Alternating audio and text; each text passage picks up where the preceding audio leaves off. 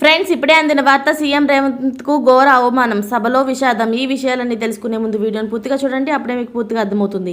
అదేవిధంగా చాలామంది సబ్స్క్రైబ్ చేసుకోకుండా వీడియోని చూస్తున్నారు, దయచేసి సబ్స్క్రైబ్ చేసుకోండి.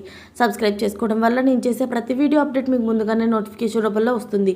అదేవిధంగా లైక్ చేయడం మర్చిపోతున్నారు, దయచేసి లైక్ చేయండి. లైక్ చేయడం వల్ల ఇటువంటి ఇంపార్టెంట్ ఇన్ఫర్మేషన్ చాలామందికి రీచ్ చేసిన వాళ్ళు అవుతాం. ఇక లేట్ చేయకుండా వీడియోలోకి వెళ్ళిపోదాం. లోక్సభలో మంచి మెజారిటీ సాధించాలని కాంగ్రెస్ పార్టీ నానా తంటాలు పడుతుంది.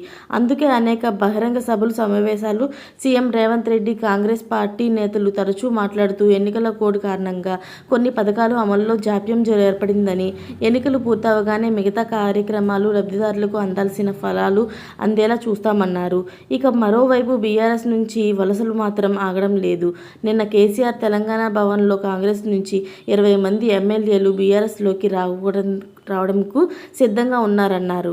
ఈ వ్యాఖ్యలు పొలిటికల్ సర్కిల్లో కొత్త చర్చకు దారితీశాయి. ఈ క్రమంలో సీఎం రేవంత్ రెడ్డి మహబూబాబాద్ ఎంపీ అభ్యర్థి బలరాం నాయక్ నామినేషన్ కార్యక్రమంలో పాల్గొన్నారు. అక్కడ స్థానికంగా సీఎం రాక సందర్భంగా బహిరంగ సమావేశం ఏర్పాటు చేశారు. కానీ సీఎం వచ్చాక కూడా హాల్లోని కుర్చీలన్నీ ఖాళీగా కనిపించాయి.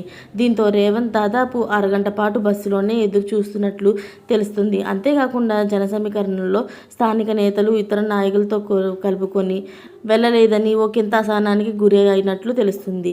ఇలా తన కార్యక్రమంలోని కుర్చీలన్నీ ఖాళీగా ఉండడంతో తీవ్ర మనస్తాపానికి గురైనట్టు తెలుస్తుంది సీఎం రేవంత్ రెడ్డి. ఇలాంటి లేటెస్ట్ అప్డేట్స్ అన్నీ మీరు ముందుగానే పొందాలి అనుకుంటే ఛానల్ని సబ్స్క్రైబ్ చేసుకోండి. అలాగే పక్కనే ఉన్న గంట సింబల్ని క్లిక్ చేయడం మర్చిపోకండి. Thanks for watching friends.